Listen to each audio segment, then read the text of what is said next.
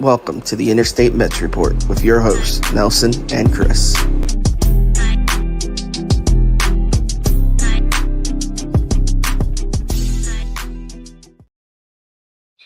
What is up, everybody? Welcome on in to episode 5 of the Interstate Mets Report.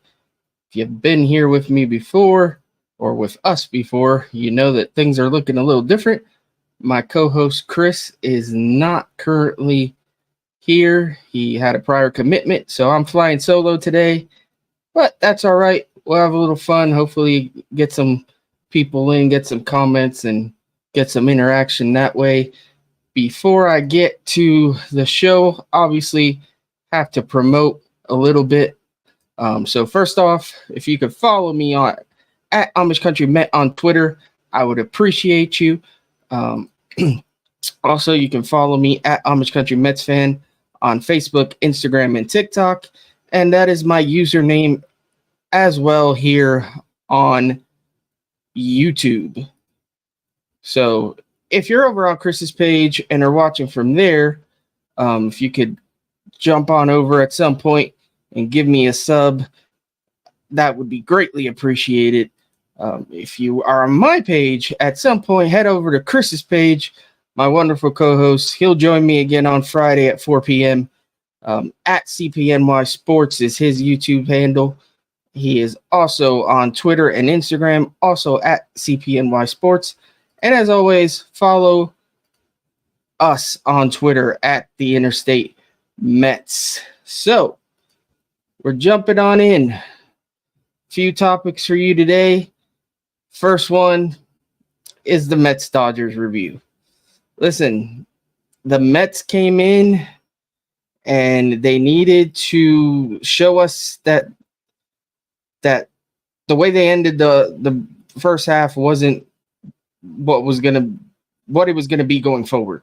And they didn't do that. They came in as flat as they looked in against San Diego. And to me, if I'm being honest, to me the season's been done. I haven't believed that they could make a run. I know some others have. Some others may still think they can. And you know what? Listen, anything is possible. I don't like to speak in certainties. That's not what I do here. I don't want to pretend that I am the almighty God and what I say goes. That's not how I roll. So while I may not believe in this team and while I may not believe that they're going to go on a run, if you do, feel free. All I can do is tell you why I don't believe that's the case. And this Mets-Dodgers series was part of that reason. Like you can't look at the way they played baseball that series and tell me that this is a team primed to go on a playoff run. The offense was a no-show. One hit in the first game back, like that's pitiful. The next game they only scored one run. The following game they somehow won and they scored 2 runs. The pitching, Verlander again looked bad. I mean, yeah, he was throwing a no-hitter for a little bit, but he was walking the ballpark and then they finally got to him. Senga looks good. Senga looked great. But the bullpen does what the bullpen does. We continue to make mental errors out in the field. Brett Beatty. Listen, I'm not going to kill the kid. He's a kid. There's going to be bumps in the road. But let's face it, he did his best Luis Castillo impression. And that cost us. Pete cost us. Pete looks abysmal at the plate right now. Absolutely horrible. I don't think I've ever seen him look this bad. This is as bad as I've seen Pete Alonso. And he's gone in some little slumps before, but this is horrible. He's not hitting the ball the other way. Looks like he's trying to hit home runs every time he gets up there. He's stepping in the bucket all the time. He's flailing at sliders away. It's just bad. And then Jeff McNeil, come on. Like, and I'm tired of Jeff McNeil's antics. Some people might like it when a player shows emotion, but there's showing emotion and there's being a baby. And to me, he's being a baby. He's out there. Anytime he makes an out, he starts screaming and throwing things. And man, it's just not. That's not it. Not for me. If you like that, more power to you. I'm not even going to get into the whole car debacle because that's a made up fan thing that if you believe, again, that's on you. But he's just not playing good baseball. The whole team, that series especially, the whole team didn't show up. Senga showed up. Everybody else, Nimmo hit a homer. He got a double. He did his thing. But that was about it. Lindor didn't show up. Alonso didn't show up. McNeil, Marte, all of them. We're playing DJ Stewart for crying out loud. Like, what are we doing here? Like, and again, I saw he was starting today. So it's like, if you expect this team to go on a run, I don't know why. And maybe you're just one of those that you believe in the Mets tease. And they've done it in the past. They have a knack for doing the whole, like, let's just make everybody believe just a little bit. And then it all falls apart. The problem with that is, and we'll get to it when I get to the trade deadline talk, is the implications for the trade deadline.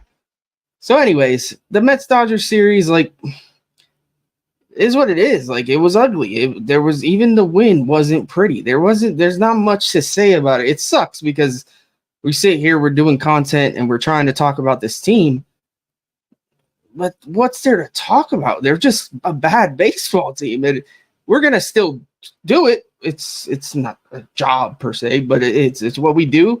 We're Mets fans. We're trying to create content, trying to grow our brands, and so we're gonna be out here. We're gonna talk about it, even if we're, God forbid, in last place, and it's August, September. No matter what, we're still gonna be here. It's just gonna be rough because we're going to run out of things to say. It's going to be repetitive at times, admittedly, but we're going to grind it out. We're going to do our thing, grind it out. And we'll see what happens, man. It's time's running out before the deadline. Obviously we got I think exactly 2 weeks. Time's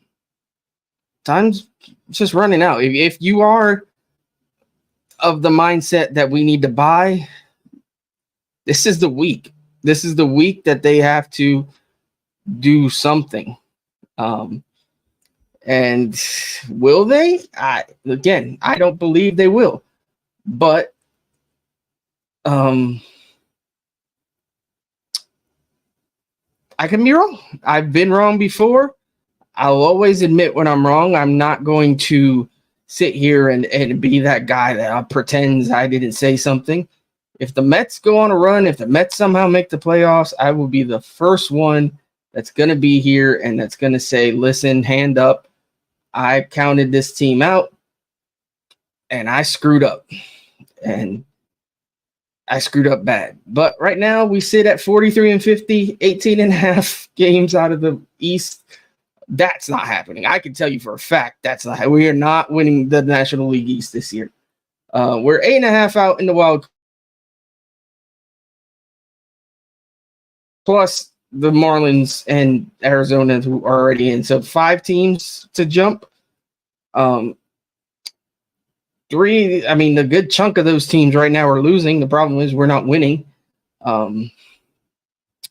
So, man, I don't know. I don't really have much else to say about that Dodgers series. We can talk about specific moves. There weren't that many to really gripe about. I mean, the Robertson thing was obviously silly. The whole not trying to save him and then almost blowing the game. But we've seen Buck do that all year. We've seen Buck be very... He manages for the moment that hasn't come yet. He's looking to the future instead of managing in that specific moment. And that is frustrating. That's frustrating to watch. But at this point, it is what it is. Like I've grown used to it. So let's jump in. Let's just jump on in to the Mets and White Sox. That's the series that starts tonight. We got a comment from Japan. Hello, Yoshinobu Yamamoto. I feel like I'm getting trolled because, but maybe not. Either way, hello. Man, that threw me off. I did the Japan thing. The Mets could use a lot of Japanese help, specifically Shohei Ohtani. Hopefully coming in the offseason, but we'll see about that. Anyways, Mets and White Sox. Lucas Giolito taking on Carlos Carrasco tonight. Giolito 6-5 with a 3.45 ERA. Carrasco's 3-3 with a 5.16 ERA. Carrasco's pitched better of late. Not great per se, but he hasn't been as nearly as bad as he was early on. Giolito's pitching to showcase himself for a contender, in my opinion. The White Sox should definitely be selling. There's no question about that. Whether or not they come out here flat or whether or not they come out here and are motivated to showcase themselves and for their future teams, we'll see. But it's two bad baseball teams. The White Sox are 40-55 right now. They're actually a lot closer in their division. They're only 8 out in the division, but their wild card hopes are pretty dead. 4-6 in their last 10. It's just not a good. It's another underachieving baseball team. They got some real good players though. Luis Robert, that guy. I mean, I'm afraid of what he might do to Cookie Carrasco today. They got who else? They got a decent squad over there. They just got some decent pitchers. Tim Anderson's been bad. He's probably on the trade block as well, but you never know when he may or may not snap out of it. Usually, for some reason, guys tend to snap out of it against the Mets. So hopefully that's not the case. And then tomorrow's game, we got Tuki Toussaint for the White Sox, 0-2 with a 3.38 ERA. And then Justin Verlander, who is 3-5 with a 3.72 ERA. What can we say about Justin? Man, Justin has not lived up to expectations so far. He's had some solid games. He's walking too many people. Is it the pitch clock? Is it he's just getting old? Or he is old? Father time finally caught up to him. We don't know. But we got him signed for what? And I think he's signed officially. He's obviously got a contract for next year. And then I think it's an option that kicks in if he hits like 145 innings, I think, next year. So we're kind of stuck with him, unless you believe we're going to trade him, and we'll get to that talk here in a minute. But we got to hope that if we do keep him, he finds himself, because if he's part of this team for the future, I'm not so much worried about this year, but if he's part of the team for 2024, we need him to be last year's Justin Verlander, or at least something close to that, because this year's Verlander ain't going to cut it.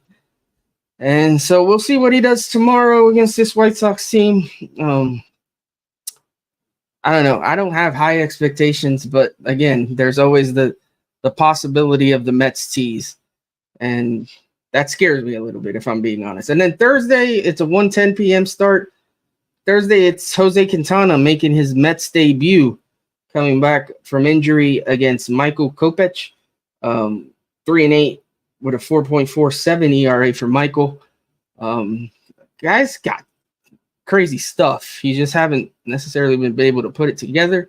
We'll see. We'll see what happens. We'll see what Quintana can give us. I don't know that Quintana is going to do much.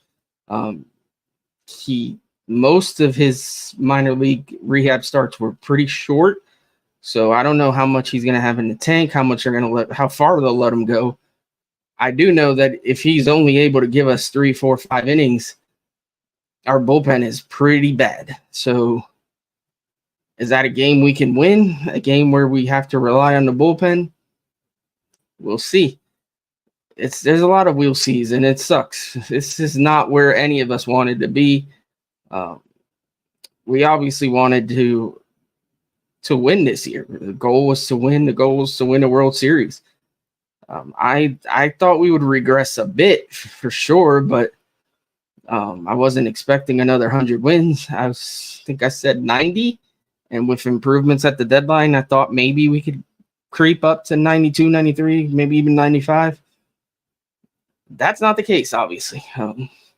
We'd be lucky to get to 90 wins at this point, and it's going to take what? It's probably going to take, I think you said last year it took 87 wins to get that third wild card spot. I would say probably around that this year. We'd have to win a ridiculous clip of games to even sniff that. So I don't know if you believe that this team can do it. That's a lot. We got to win. I think this was before the Dodger series. We had to win like 48 games. I think it was. So I don't feel like that's possible. Even if they went out and did buy, I don't know what they could buy that would be enough to get them to that level. So, but I guess if you're looking at it from a positive standpoint, if you're looking at it from I still believe in this team, you have to win this series. And that's what we said the last series. We've been saying it nonstop. You have to win series. There's no way you can do this and climb this hill without winning series. So you have to take 2 out of 3. A sweep would be better. I don't see it. I honestly don't see it. I know people are going to say that I don't know. I don't even know what to say anymore because I think there's the fans that just believe in anything bad that can happen to the Mets will. And in this case, anything bad happening is the Mets. In my opinion, is the Mets sweeping this series because there's and we'll just jump into it. It's the trade deadline thing. So if the Mets sweep this series and all the other teams ahead of them keep sliding, the Mets could realistically jump.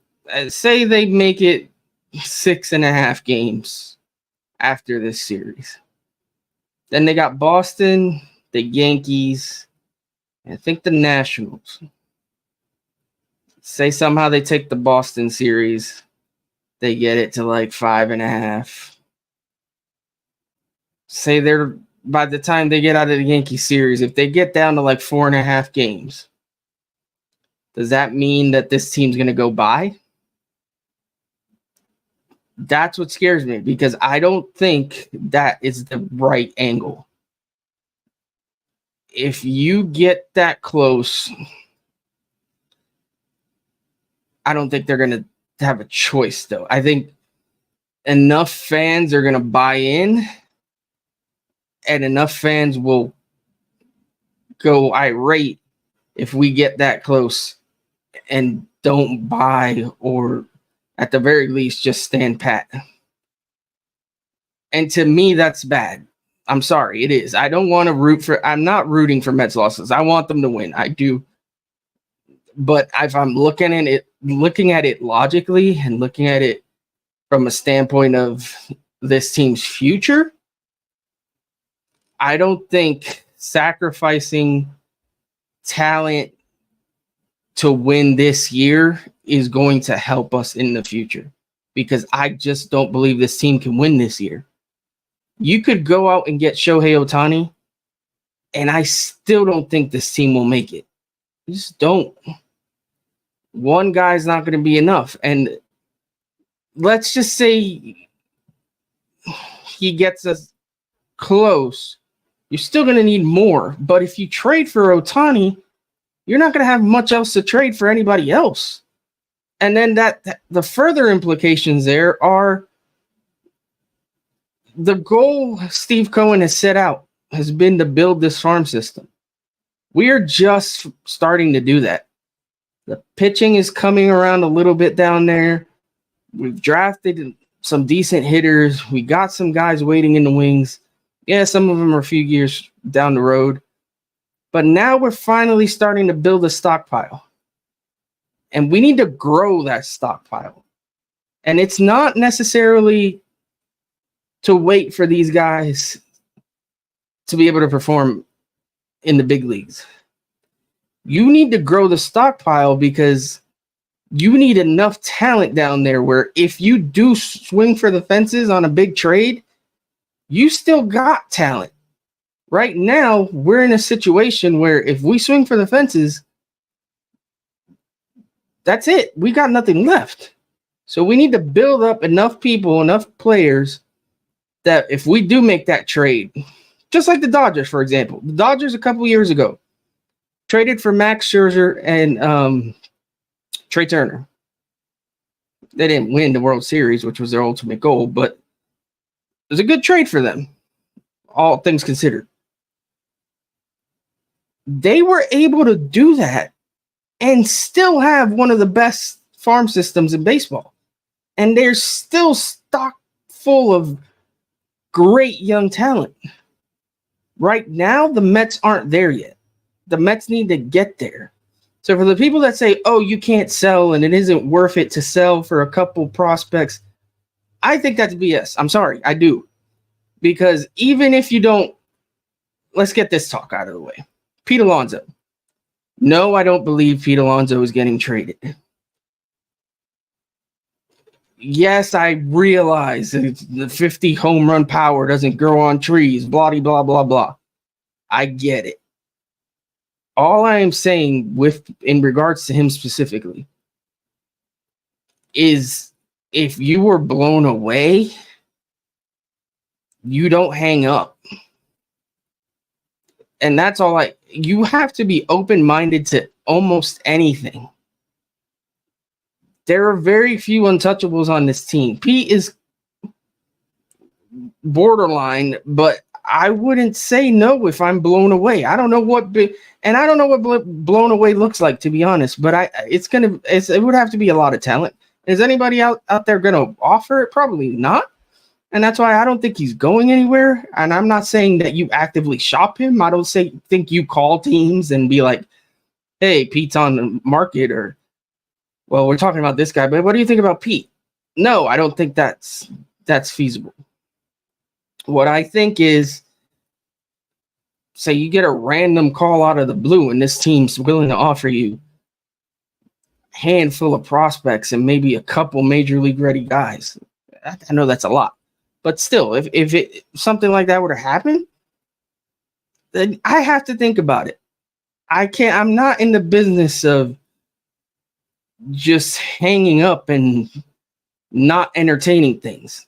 Because for this team to get better going forward, they're going to have to get a little creative. Because right now, their pitching staff is old and there's not a lot of places to improve.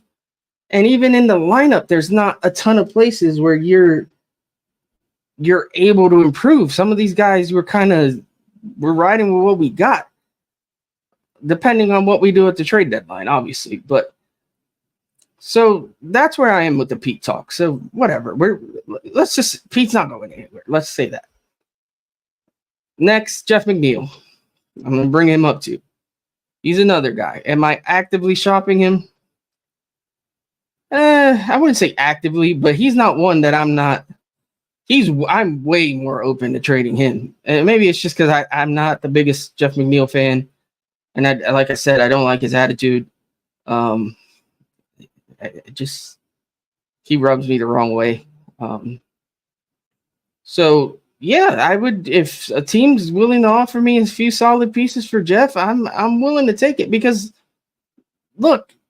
Also, you got to think about, and I guess it depends on how they feel about Ronnie Mauricio. Do they really think Ronnie Mauricio is an everyday player for this team? Because if he is, and that's going to be at second base, who knows? Then Jeff McNeil, okay, I guess you could put him in the outfield, but that's not his best spot. I don't know. I think Jeff McNeil and Ronnie Mauricio, it's hard to fit that puzzle together. So that's another reason I would consider. If you think Ronnie's your guy going forward, I would consider moving Jeff McNeil. I'd consider it. Now let's go to the more realistic guys, because again, he's probably not going anywhere. So let's go to the one that, if we are sellers, is more than likely going. It's Tommy Pham. What could you get for Tommy Pham? I would think. Oh, sorry, and I just missed the. Do you think Kenny, my guy Kenny? Do you think they actively shop Jeff McNeil? And I just kind of answered that. I don't think they will, but I just said I would. I personally would. I don't know. Some people might not agree. I just personally, I think that dynamic and with his attitude and with Ronnie Mauricio going forward, like if you believe in Ronnie, I feel like we need to move something around. Unless you really want to make Jeff McNeil your everyday outfielder. Or if you really want to put Mauricio as your everyday outfielder. I don't know. Maybe they do. Maybe they let him sit in the minors most of the year and let him play outfield more and see what happens. Or, I mean, there's a possibility that you move Brett Beatty from third base because, let's face it, he hasn't looked fantastic out there. Maybe you think he's a left fielder and not a third baseman, and you shift Ronnie over to third. That's possible. But again, we'll see. And going back to Tommy Pham, trading him would allow for some maneuvering like that to see where you are going forward. It opens up a spot, and you can really start to play with things and see who belongs where for 2024. And for me, that's the goal. 2024 is the goal. So Tommy Pham, can you get a team's top 10 prospect from a team for him? I think you possibly could. Depends on the team. That's what I would be looking for. Somewhere between the 7 to 10 range. I don't think you're going to get a top 5 guy for Tommy Pham, obviously. Or maybe you get a couple of little, like a 10 to 15 range, and then throw in another guy, something like that. I could see that happening. I would definitely. He's not a guy I would keep. There's no reason to keep him. He's not signed for next year. You might as well try and find a kid in somebody's system that maybe can develop into something, or maybe can be a trade piece down the line. And that's, to me, like I said, is the goal. So Tommy Pham, to me, is a definite go. David Robertson, obviously, like, he's one of the best relief pitchers in baseball right now. The Cubs got last year, a top 5 prospect for him? So top 5 in the Philly system. So could you realistically get something like that this year? I think you can. Depends on who's out there looking for relief pitching. I mean, I haven't studied it quite that close right now, but teams always need relievers. So I would definitely actively shop him, and I'm looking to get a solid piece or two. So those two are my for sure. They're gone. Even if you do nothing else, why not trade those two? Me personally, I want to go all in and try to trade as many people as possible. I know people might think I'm crazy, but that's my goal. So those are two. Then you start getting into guys where it depends. Like, who do teams value some of these guys? There's Omar Narvaez. You could trade him. A lot of teams looking for catching help. He's not a bad catcher. Francisco Alvarez is obviously our guy, and we don't need Narvaez to be the backup catcher. Why? I mean, we can just throw another guy in there. Perez, I think, is down still in AAA. He's proven he can do the job as a backup. I think Nito's still down there too, honestly. And not that I'm clamoring to see Nito again, but throw him back in there. He's the backup. Fine. We're not winning this year. We're not. So Narvaez is a guy I'd look to trade. Who else? I don't think Marte's making so much money, and now he just disclosed this injury thing. I kind of feel like we're stuck with Marte, which kind of sucks, but it is what it is. There's not much we can do. If you can get a team to phony up from, again, I'm listening to all phone calls. So if there's a team that's telling me they want Marte, fine. Here, what do you take them, please? And hopefully we don't have to eat all of the money and can save a little bit. So Marte's a guy I'd try to get rid of. Canna, it might be an either or thing there. I don't think you want to trade your whole outfield, or not, obviously not Nimmo, but so if you can't trade Marte, maybe you can get rid of Canna. Again, not probably a ton of value there, but to me, obviously you don't want to give guys away. So yeah, if nobody's willing to offer you anything like you deem somewhat worth it, then yeah, keep them. But if you get a minor league reliever or something like that, even a fourth outfielder, anything of value that you think can help in the future. Mark Canna's not going to be here anyway next year. Trade him. Just trade him. If I've gone through most of the candidates, I think I have. Canna, Marte. We already talked about Pete and McNeil, Narvaez. Everybody else is probably staying put, unless somebody is really interested in like a McGill or a Peterson, which I doubt. Oh, well, then there's the two starting pitchers, Justin Verlander and Max Scherzer. It depends on what article you read and who you talk to, whether or not people think it's feasible that we get rid of these guys.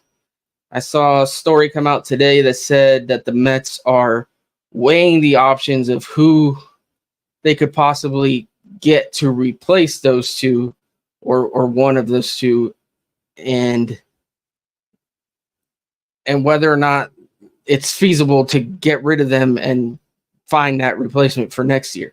And I like that thinking. I appreciate that kind of thinking. I appreciate the looking forward and thinking ahead and trying to plan and not just doing things on a whim. I like that. I want to hear more of that from my front office. I want forward thinking from my front office. Too many times in the Wilpon days were we way too reactionary, where we just did things and it seemed like we just did it on a whim. And I don't want that out of this team. I want logical thinking. So are you going to trade these guys? If I can, I'd trade one of them. I don't believe you want to go in the next season with that many holes in your rotation.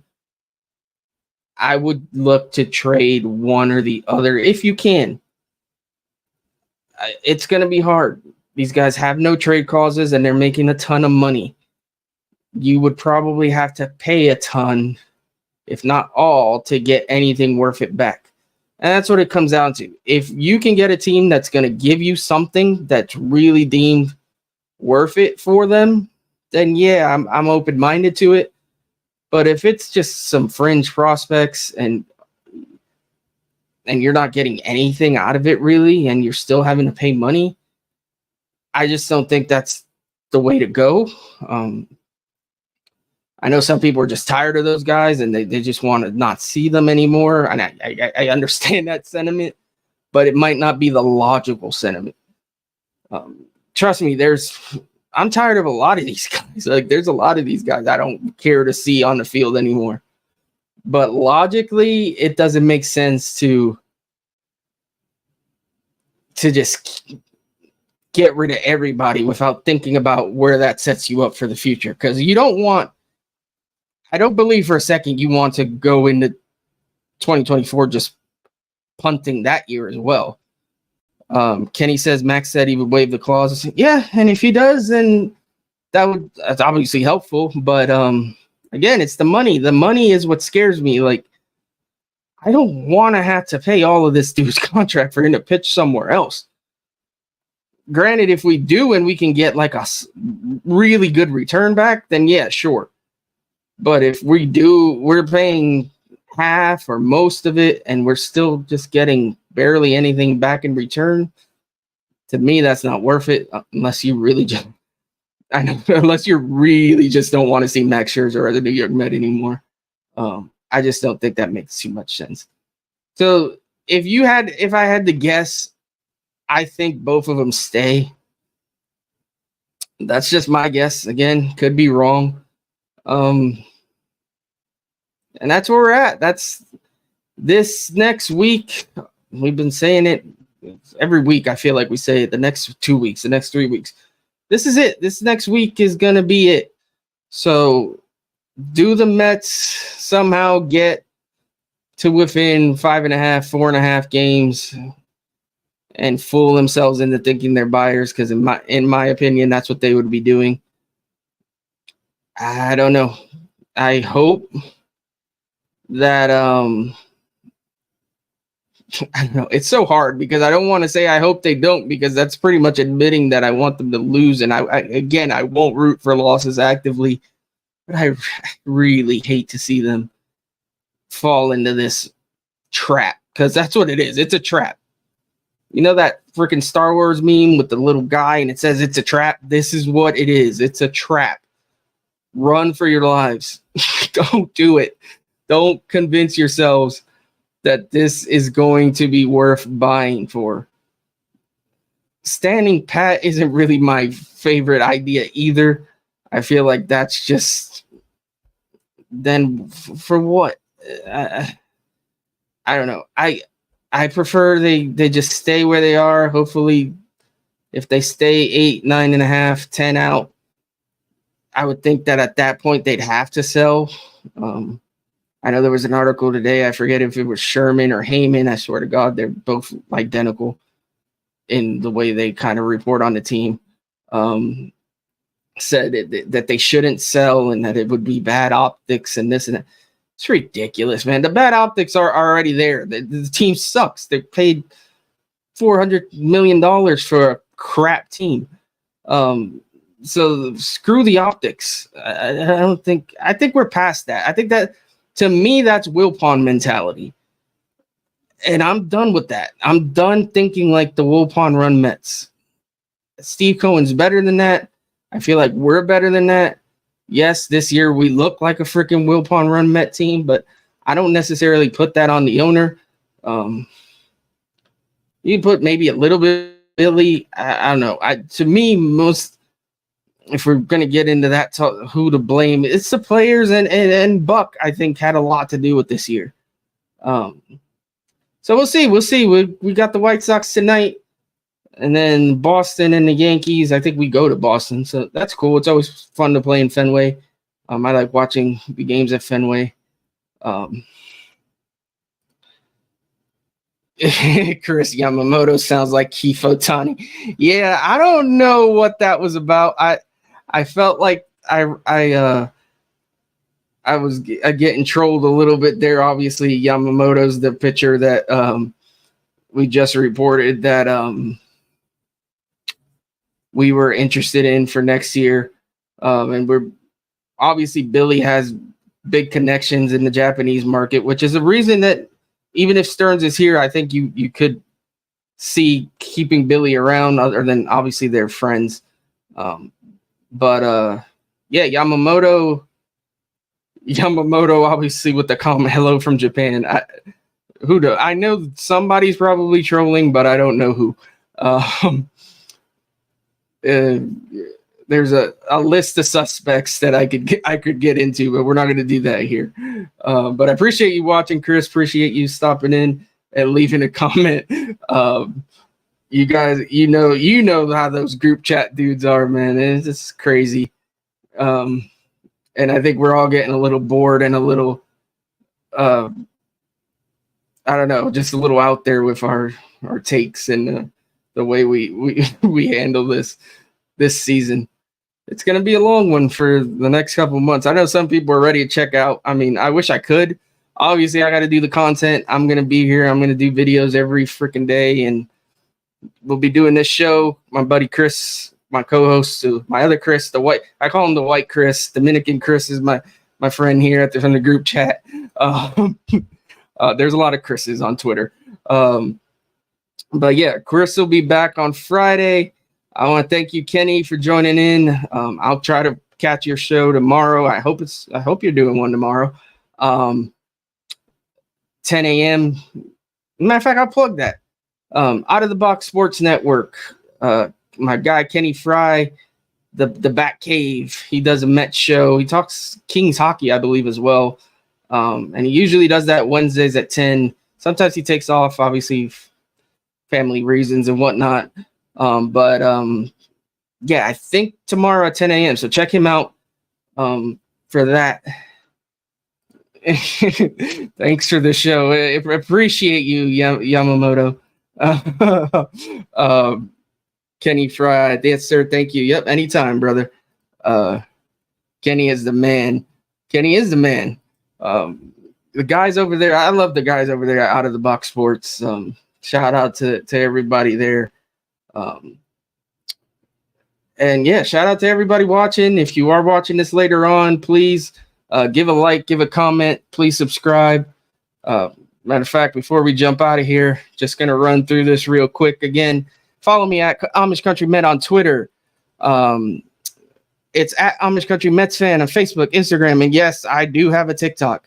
No, there are no dancing videos on TikTok. And then subscribe to my YouTube also at Amish Country Mets Fan. And then I know he's not here, but go ahead and if you're watching this, jump over to my guy Chris's page at CPNYSports. Give him a subscription as well. He's a real good dude. Obviously, if you've seen this show before, he's great co-host. He does great stuff on his own. He does stuff other than Mets content as well on most New York sports teams. So check him out. Follow him on Twitter and Instagram, also at CPNY Sports. And follow us on Twitter at Interstate Mets. Also, I just started doing with Talking Mets with Rob and my guy Chris and also Hayden, the Mets Roundtable podcast. It's been a little bit of a rotating seat of hosts there, but I think we're going to be locked in here with those four. So follow us and check that out. That's going to be Mondays, usually at 8 o'clock. So check out the Roundtable podcast, please, if you can.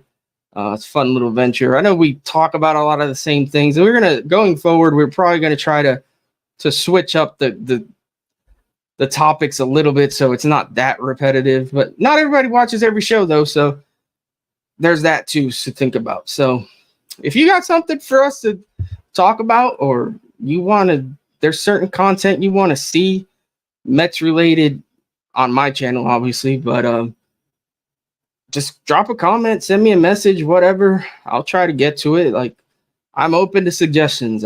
This season's obviously gonna be tough to keep talking about the same stuff with this team with them losing. So any new ideas, I'd love to hear. So anyways, I appreciate you all watching. I thank you so much. I miss my buddy Chris. Doing this alone is tough. It's not a big deal. I've done solo content before, but it's definitely better when you have somebody to bounce things off of and have a little bit of a dialogue back and forth. But for those watching, I do appreciate the comments. That helped out some. So, yeah, let's go Mets. Let's hope hope for a win tonight. I don't feel bad saying that too loud. But yeah, let's see what we can do against the White Sox. We'll see you guys later Friday, 4 p.m. Check us out. Peace. Thank you for watching the Interstate Mets Report. Streaming Tuesdays at 5 p.m. and Fridays at 4 p.m. Eastern Standard Time. Make sure to like, comment, and subscribe to @AmishCountryMetsFan and @CP